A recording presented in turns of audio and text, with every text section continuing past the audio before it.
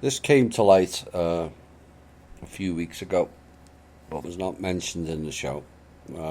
Following certain higher end discussions to determine the global demographics here.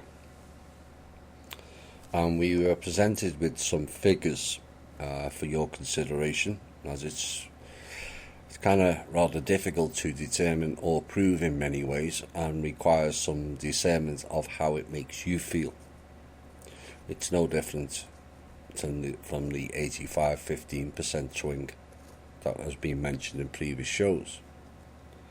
But the figures that came back, it was stated here that there are 62% who are human, 25% are non-human but many in human form, and 13% are bots or clones.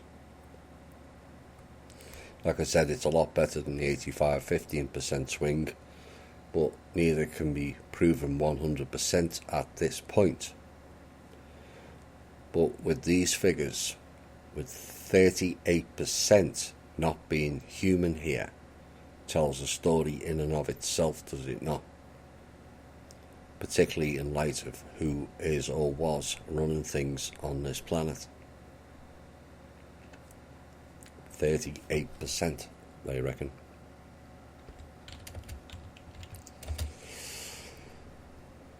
Is life like a movie loaded with the NPCs like extras in the scene?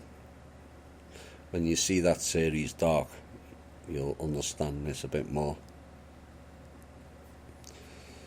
Whereby a series of events always plays out, epoch after epoch. Our show has covered this a lot, and so has Randy's as well, several times in several shows. And maybe we'll do another one together on this particular subject with Alan in the coming months. This week we're discussing taxation and cryptos and a few other things. Well, we're going to pick different topics each month and do a show once a month. So maybe this will come up in subsequent months. And Shane Naruna also covered this in his blog and mentioned it on our show.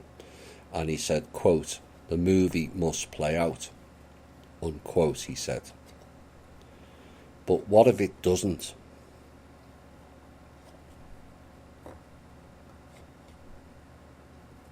Why does it have to play out? Recently we spoke about this time period of living people being the bearer and corrector of their own family lines. And many people have recognised that statement within their own lives and families. My own family, on both sides, had a history of violence to the children, a lack of love to the children, sibling favouritism passed down from generation to generation, which I sought to end with me. I had no idea at the time that it may have something to do with a bigger picture, but as life plays out, it did. The family favouritism was one thing that kind of hit me hard personally as a child, as both parents made it blatantly obvious to all and sundry that my sister was their golden child. I was the outcast, the black sheep, the person who had achieved nothing, while the sister would go on to be the be-all and end-all. That never happened on both counts, to much embarrassment to both parents, but both have apologised in their own way since. But I was insistent that when married I only wanted one child, so the favouritism that had gone on in at least 3 generations that I was aware of would end. As it turned out, a second child came along that was planned by one, but not planned or told to the other. So this gave me another challenge. And when they got to, I think they were about 20 and 16, they were both arguing with each other one day, and both were accusing each other that they were the favourite. And that to me was a result, that I give enough to both that it equalled out. And they say at times we become like our parents. But what if in the movie the parents are us anyway? Like a reflection in the mirror. Many will argue against that they become like their parents, me in particular. Given people often said, "Where did you get him from?" And not in a pleasant manner, I might add, when I was a child. And yet they said the same thing as an adult, but in a more pleasant way. So it's a case of the old adage, a leopard can't change its spots. It's not correct. People can change their spots every day, and often without realising it. So the so-called wild child came good, which then disappointed many within my own family. But inner insecurity runs deep in most families, and too many are happy to see you fail rather than prosper. And that is the gist of the competitive and comparative mindset program that's immersed in us all in different levels, unless you recognise it and work on changing it. So the point is, each and every person can be the change. And never underestimate the catalyst of one person being the change. Doesn't matter who it is. Look at you all now since THI started 3.25 years ago. Most of you are not on the same book of life, never mind the same page. We've encouraged and demonstrated extraordinary change within our own group on a personal and also a collective level. And I know I'm not alone in thinking this, but someone who was written off in life by their parents, family, teachers and associates can rise up and deliver changes not just in me, but in a whole mass of people globally. And if I can do that from that background, why can't you? You know, I had several doubts in myself. Some of the admins are aware of that, Holly in particular. You know, in fact, I was riddled with them. But certain people came along and certain opportunities came along at certain key points of time. Do you think that was a coincidence? It wasn't. So why did it happen? Because I asked for that opportunity and was willing to work for it. And at it.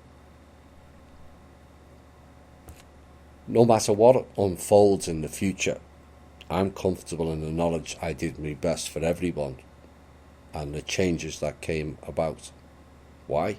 Because I learned to believe in myself. Trust myself. Love myself, all in balance. And balance is the key in a dualistic world of all is black and white. They are extremes. Going forward, we need balance, not extremes. So does the movie have to play out? No. Why? Because we are the editors, remember. We can make changes to ourselves, which subsequently changes the movie, does it not?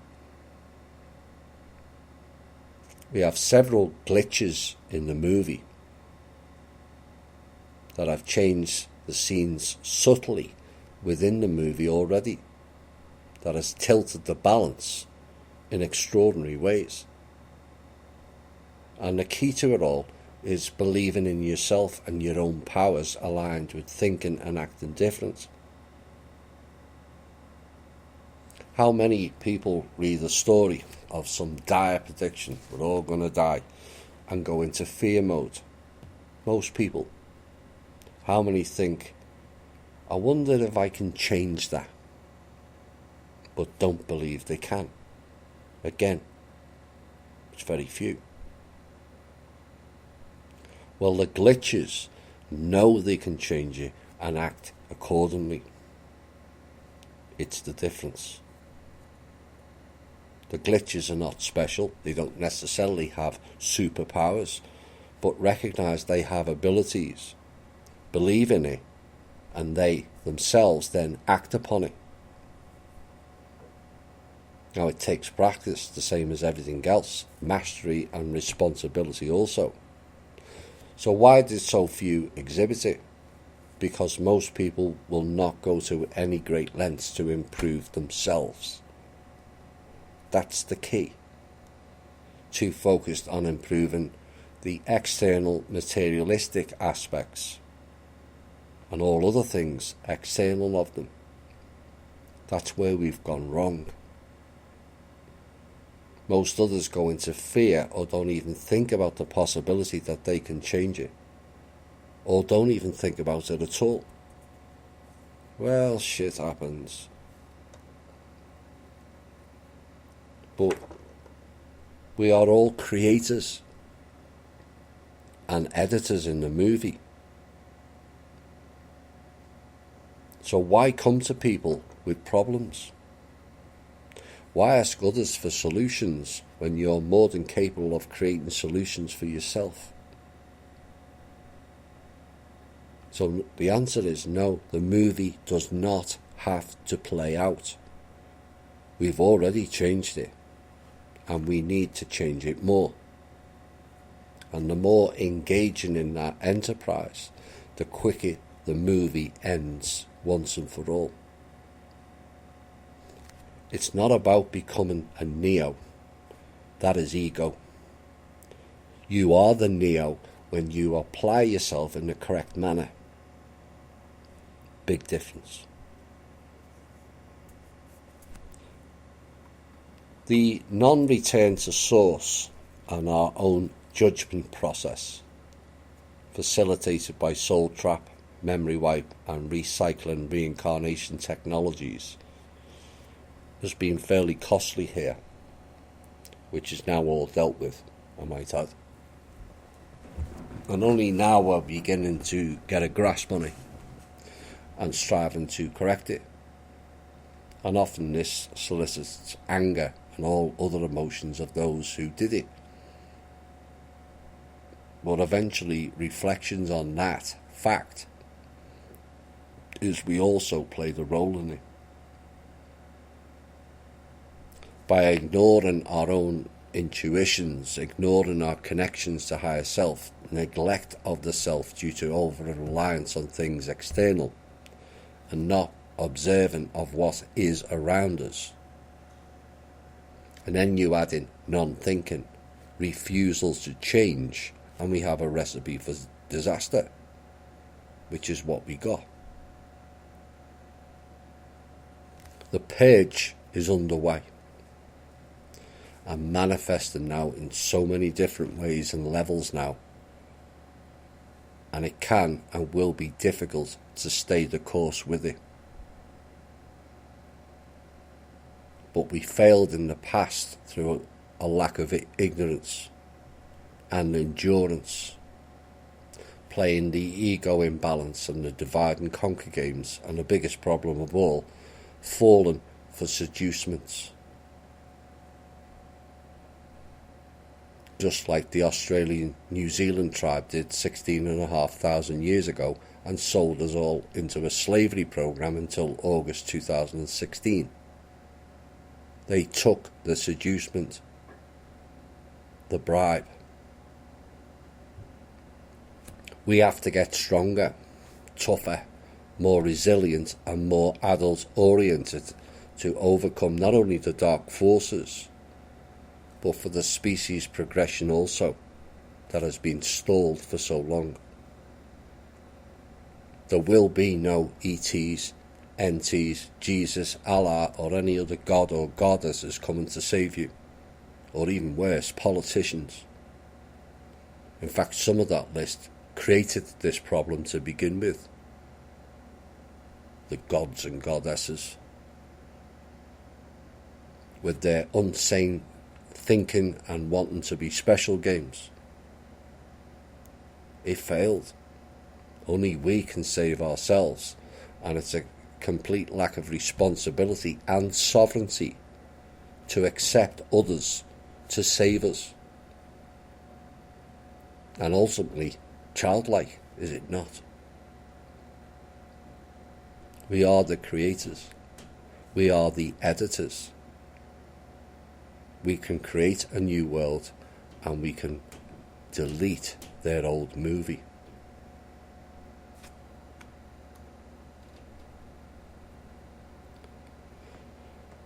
The stakes now are higher than ever. A ramp up against us has increased drastically. Be without fear in the face of your enemies. Do not cower behind these cowards of the dark. They are so brave they hide in the shadows, lurk in hidden plains, hide in covens and hide behind robes and masks. Be brave and upright, speak the truth always, even if it leads to your death. Safeguard the helpless and do no wrong. We are here for a reason, to face head-on these dark forces. We are winning heavily. We know it, and they know it.